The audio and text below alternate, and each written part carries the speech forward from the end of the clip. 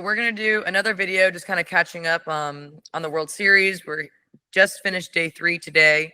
We kind of have some things to talk about, so we're going to kind of cover some of our thoughts and then, again, get into some other people's comments, hot takes, opinions, all of that. My favorite thing was the steal at home plate today. That was so cool. Like, first of all, you never see it, but that was so heads up. That is brilliant base running. Mm-hmm. The catcher wasn't paying attention where the batter was positioned. The catcher couldn't see her. Like, so heads up. I'm so impressed with that. And it wasn't even a delay steal. It was so like she straight sprinted home and then slid through the catcher's legs. So gutsy. I was like, and that's not something you see in softball either. Like, sometimes you see that a lot in baseball if they pick up on like the pitcher doesn't even check third baseman. Yep. But it was literally a straight steal home. Yep. And especially for a very low scoring game, like that was a big deal. That was the first run they scored. Yep. Like that was crazy. You see amazing things at the World Series, but like that stands out from most of the other plays that I've seen. Like, you see these amazing plays, but you never see anything like that gutsy. Mm-hmm. One other thing I wanted to comment on, OU, like alums, current players, all that, never really comment on, but get a lot of hate for is celebrating walks. You open any freaking social media platform after you see someone celebrate a walk and you see like it's just unnecessary, it's unclassy, all the things. I'm here to say OU softball celebrates walks because walks turn into runs. We also, as a team, like when I was on the team, I would actually be very curious to know like the percentage of like those walks that actually turned into runs, because we felt very confident that if we got on base, especially leadoff walk, somebody getting on base, there was a high chance that they were going to score. And that's good. We want to score. We want runs. So God forbid a team wants to freaking celebrate getting on base, because again, we've talked about this before, but a walk is the same thing as a single up the middle. In our eyes, it's the same thing. You got on base. Like, it's the same exact thing. So celebrating that is not a problem. I'm tired of people saying, putting it on us and saying how unclassy it is and all this stuff. And it's like, if you don't understand it, that's fine. I'm just here to explain it to you and write it out for you. Spell it out for you. That's why we do it, okay? You'll probably still continue to hate. You'll probably still continue to not understand, and that's fine. Like, because not a lot of people will, and there's a reason why we freaking won. That's all I'm going to say. Well, but it also kind of goes back, like, what is the job of the offense? To score runs, to get on base and manufacture runs. The job of the offense is not to necessarily get hits, or it's not to just draw walks. Your job is to get on and manufacture runs any way possible. Yes. So it doesn't matter. So anything. Same thing with pitching. One step closer to scoring, you should celebrate a hit by pitch. Same thing. You should be celebrating it. Yes. You got on base. Great job. Especially in the World Series too. Like, you're playing these top teams. It's hard to score a lot of runs sometimes, especially, and they're going to celebrate it, and golly. So kind of going off of that though, you go back to the insane OU walk-off against Tennessee. That was crazy. That was just insane. People, again, Coach Gasso mentioned this too in an interview, like a post-game interview, but I noticed it in the 6th inning. Fans were leaving. Like, OU fans were leaving the game. Wow. When we were down by 2. At that point, it was 3-1. It was 3-1 for a little bit. Mm-hmm. And I remember turning to somebody, and I'm like, those fans that are leaving are going to be pissed when they hear on the ride home or when they get home that they missed. I mean, that's just goes, especially with us too, like OU, like, you never count us out. And that's what Coach Gasso said. But again, I'm getting off topic. Back to the walks. If she didn't get that leadoff walk and celebrate it and get the team excited, that starts momentum. Getting your teammates excited about something. If you just kind of walk to first base, it's kind of like, No, you're getting your teammates excited because you're like, okay, this is the bottom of the 7th. Like, let's go. If she didn't get that walk and they didn't feel that energy, that home run that Ella hit would have just tied the game. And then guess what? Lightning struck like 5 minutes after. So then there would have been a delay of game. Momentum would have stopped. The game could have ended completely different. So when people hate on celebrating, there's a reason behind it. It's not just we're doing it to make people mad. Like, honestly, it kind of gets to the point where it's like, fuck all y'all. like you hate because you don't understand, and that's fine. You can keep hating. But again, walks turn into runs, and in that case, that leadoff walk started that momentum, got the dugout excited, got the fans excited, got everybody into it, and they just passed the bat. And again, it doesn't matter how the fuck you get on, as long as you find a way to get on. Getting on base wins games. Especially leadoff walks. Yes, exactly. Like those leadoff walks completely set the tone of an inning. I forget the percentage. A percentage. Yeah. Yeah, a friend of mine, an old teammate of mine, calculated it for an entire season, I think for like potentially the entire NCAA. And it was either 95% or 98% of the time a leadoff walk scores. It was insane. I remember Coach Rocha talking to us about that. And it's extremely high. So that was that. I just wanted to acknowledge that and tell a friend that's why they do it. Another thing we've seen a lot so far, a lot of defensive mistakes. And it's the basic like playing catch, throwing the ball, catching the ball. Something that you don't really see a lot at this level, maybe one every here and there, like the ball slipped or something, or sometimes, well, actually not as much, but like pitchers, that don't know how to throw. But as of late, it looks like pitchers have been able to make throws, which is great. But yeah, just a lot of bad throws, not catching the ball, a little sloppy there. Yeah, I think they're just letting the game speed up on them. Yeah. And, that's what causes mistakes, like with the UCLA Texas Tech game, but there was that single up to left center or left field, and she just like spiked it, and it bounced, and it wasn't even deep in left field, and it just bounced like halfway between shortstop and pitcher, and it could have been a close play if she was able to going home one hop it. Yeah. Oh yeah. And it could have potentially been a really close play. It came out quick. Like it came out super quick, but it went, and then it just went low. straight down. You get that one hop, she's out. Yep. Or at least it's a very close play. Yeah. Or the first and third in the OU Texas game today. So just little things. And, that also momentum goes to Texas. Like it's just those things build up. And those things are also very basic things that you need to have on lock. At this point in the season, they need to be on point. You can't catch, you can't throw, you can't play. Another thing, the Ole Miss and Oregon game last night, that was... well, I don't know when we'll be posting this, but that was 10 innings long. That was just such a fun game to watch. And I love watching Aaliyah Binford pitch. Also, I'm so bad with names. I only know Binford because we would play her at Baylor, Oregon pitcher. She pitched a great game too. Let me just focus on Binford for a second. Binford's like demeanor when she's pitching is just so badass. Like it's very kind of like that calm, cool, collected, but she's also very passionate. You can see it. And like when something big happens, like for herself, when something big happens for herself, like a good strikeout, it's not like she's like celebrating it really. It's kind of just got that swag.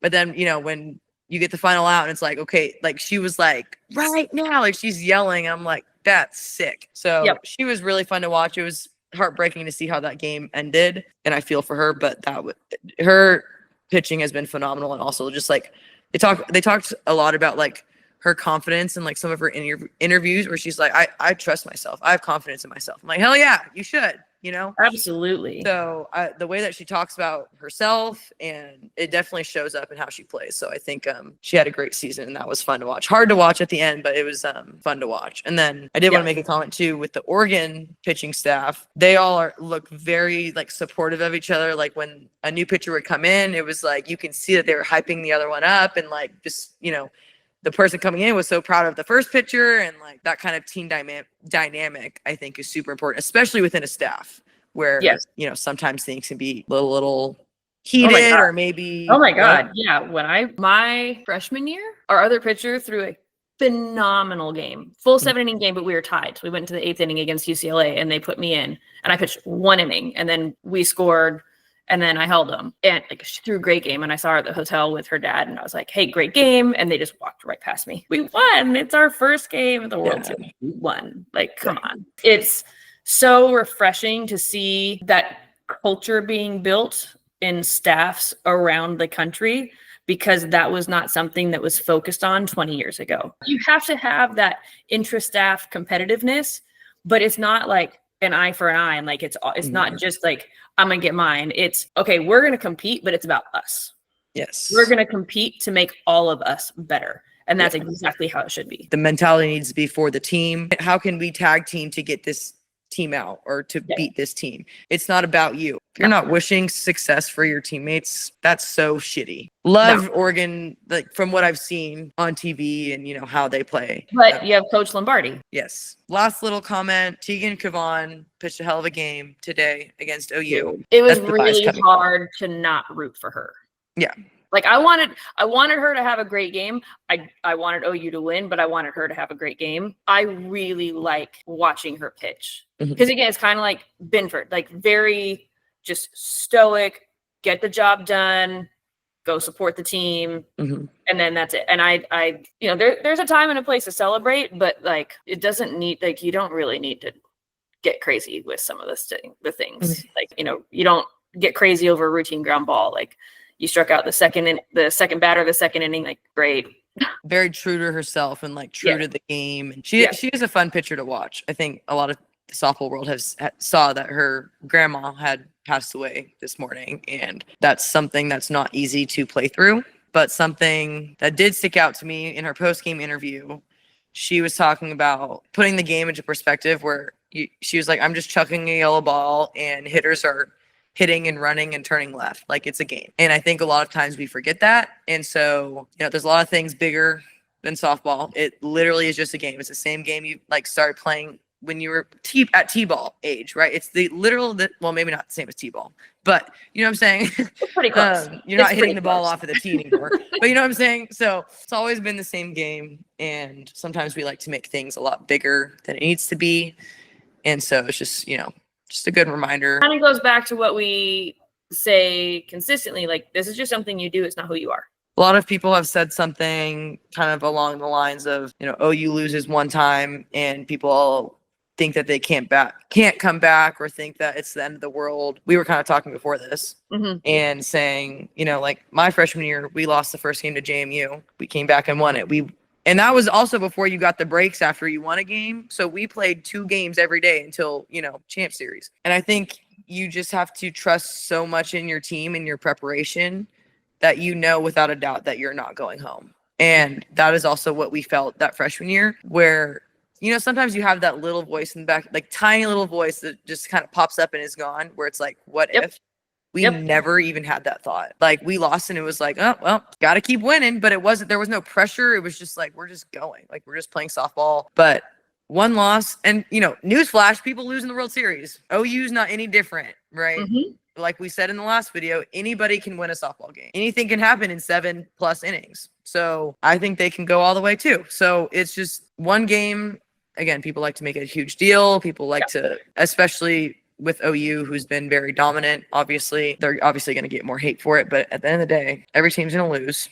Well, maybe not every team in the World Series, but it gets to a point. No, I mean, it's not the first time that a team, I don't know how many times teams that have made it to the championship have lost games, but I know it's a lot. Part of the fight, it's part of the grind of the World Series. And can you put it all together? Can you keep it going? Honestly, I feel like sometimes even losing that game kind of like helps focus you a little bit. There's just so much energy and like there can be a lot of external pressure and internal pressure. And you kind of, sometimes you get that loss and you're just like, all right, screw this, get to work, get it done. So there's been a couple comments about Texas Tech. One person said, Tech will go as far as Nyjah will will them to go. I do want to say it's a team sport. It is very much a team sport. It's a team sport. Again, you can't win with one person. And I think that Tech has shown that they are more than just Nyjah. They have proven that. They are in the World Series. They're not just here for no reason. They're not just here because Nyjah throws gas and she's this phenomenal pitcher. They're backing it up with their defense. They're making diving plays, stealing freaking home base, getting hits. They're hitting home runs. They're playing softball. They're playing all cylinders of softball. What'd you say? I said all cylinders too. Jinx. Oh my God. You owe me a Coke. Again, the media, the television, the announcers, they're all going to focus on Nyjah. Give some respect to the team. It's such a disservice to the team. It is. It's and today, like from what I know, Nyjah didn't have any part in them scoring today. She threw a great game. Yeah. But the team won. Yeah. And if you're watching too, also Texas Tech has stepped up a lot too, in the past years. Glasgow, I feel like, has done a lot with the program and the culture. Yep. And you can tell that it's not just Nyjah out there. If you've been watching, again, if you're just listening to what these announcers are saying and they just keep talking Nyjah, you're not actually watching the game. Tennessee's another example. It's Pickens. Dude, they run-ruled Florida. They put up, a 6 spot in the first inning, 7 spot in the first inning? It was crazy. Yeah. That has nothing to do with Pickens. Put some respect on the teams. Yep. Dang it. Someone said, so many walk-offs in the strike zone is so tiny. Yes. Love the walk-off wins.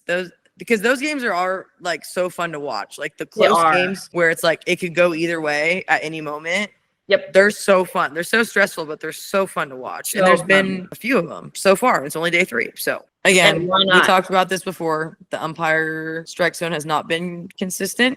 Again, doesn't need to be perfect. Doesn't need to be the perfect strike zone.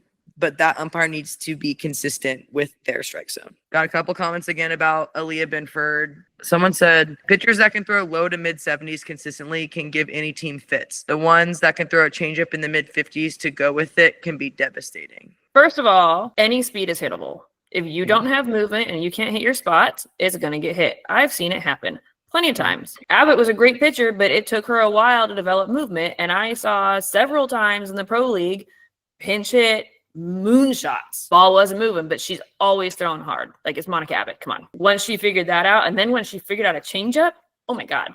But why does your changeup have to be mid-50s? Who cares what speed it is? There's 2 types of changeups. There is that slow one, right? And like that can be a great pitch, but then there's also one that's thrown a little bit harder and just bottoms out. Also a great pitch. There is no such thing as a 1-speed changeup or a changeup has to be a certain speed. I was losing my mind listening to the announcers talk about that. Like, I don't know how this pitcher, I don't even remember what game it was or which pitcher they were talking about, but the announcer, I'm not going to say which one, was like, oh, it's amazing that she can have such a good changeup when it's that fast. Like, are you kidding me? She's had this her whole career. You've watched her do it. You can see it bottom out. Clearly it works. Why would you say that? Get off your high horse about a changeup needing to be 20 miles an hour slower. That's not the point of the pitch. Just attack the timing. Yeah. Look at you. I'm so sick of coaches. I am so sick because I deal with this every day at every level. Yeah. Well, her changeup's too fast. I'm not going to call it. I'm like, why not? Does it work? Well, no, like they're getting ground balls and like they're not swinging and missing. I'm like, what the fuck is the point? Your job is to get a ground ball. Like, what are you thinking? Like, just because she's 12, there shouldn't be hitting ground balls? I'm sorry. I'm not training her to be a good pitcher now. I'm training her to be a good pitcher 6-10 years from now. Yeah. Ugh. Again, you don't need a specific speed. And again, you get into EV and all of that. There is that separation where you don't, your changeup, you could throw a freaking fastball up and in, it's going to seem faster. And then the same pitch fastball low and outside, and you already have a speed difference there. So yep, there isn't at bat. So I found this video. It's Danielle Ari, and it was 67 miles an hour. It was a ball. And then there was a screwball that was 64 miles an hour. I think that was also a ball. And then there's a curveball that comes in with 63 miles an hour. This hitter's a lefty, foul ball, then a changeup. Want to guess what the speed of the changeup was? Well, first of all, let me set the stage. It was fat. It hung. It was middle. The batter swang and threw the bat behind her. Want to guess what the speed change was? Want to guess what the speed was of that changeup after a 63 mile an hour curveball inside? Am I guessing? Yeah. Let's go 59. On the dot. Cool. Yep. 4 mile an hour difference. You know, like I played in the pro league. So I was playing with, a bunch of former Team USA players, and they all would talk about how she had the best changeup in the world. So if they're going to say that about a changeup that's like 4 to 6 miles an hour difference, how can you tell me that there's a right speed for your changeup? There is no right speed for your changeup. Get off your high horse. All right. Moving on. This one said, any day at a ballpark watching softball is a great day. 8 teams playing their best ball at this time of year is fun to watch. Most fans are great. Love the positivity. Awesome. We need more of that. Okay. Oh, back to the changeup. Oh, shit. Happened to come across this article by the White Sox talking about how they're restructuring their changeup because a bunch of their pitchers had Tommy John and they were struggling with it. And so now their pitchers are throwing 2 changeups. And this one guy, he had like a great day at throwing, and his slowest fastball was 92.0 miles an hour. And his fastest changeup was 92.3. And it didn't get hit. Like it was getting everybody because it was bottoming out. So again, speed does not matter. Some of these comments, I'm like, okay, then you get out there and go do it. Someone said, a Sooner fan. I don't know if they're a softball fan or not. The baseball game tonight, North Carolina was very aggressive because they were expecting fastballs for Kyson to get ahead of the count. They kept talking. I'm like, what are they talking about? We're talking about the World Series. And I forgot that the baseball World Series is going on, like regionals. No, it's regionals. It's regionals. Yeah. Well, yeah, but we're talking about softball over here, man. The actual World Series that's happening right now, not regionals. Also, they changed the men's March Madness and women's March Madness. Can we do that? They don't do that. They have women's college World Series and then just college World Series. Like, make it men's college World Series, women's college World Series. Or baseball World Series, softball World Series. It's so annoying that you have to add, like, women in front of it. Like, yep. Tradition. Actually, someone said, can great pitching beat great hitting? Great pitching beats great hitting most of the time. Yes. Considering a great batting average is like, what, 300, 350? Yep. You're failing 65 to 70% of the time. If a great pitcher is failing that much, they're not great. There's another one that says, very impressed about the teams who got there. Always love to see an underdog. I mean, we said it was going to be a fun World Series to watch, and it has been so far. So people peak at different times. Everyone loves an underdog. Yeah, it's a great story. But a greater story is making history and doing some cool shit. Agreed. In my opinion. So those were some of the comments that we kind of saw. And our takes on what we saw. From the first 3 days of the World Series. It's well after midnight in Norman right now, so we're going to let you go to bed. Nicole's sleeping. Nicole needs to edit the video. Yeah, we'll be doing this again. This was just kind of a little check-in for the first couple days because, again, a lot happens in a couple days, in a couple games. So stay tuned for the next one. Enjoy watching the World Series. Bye. Why did I do that? Bye. Peace.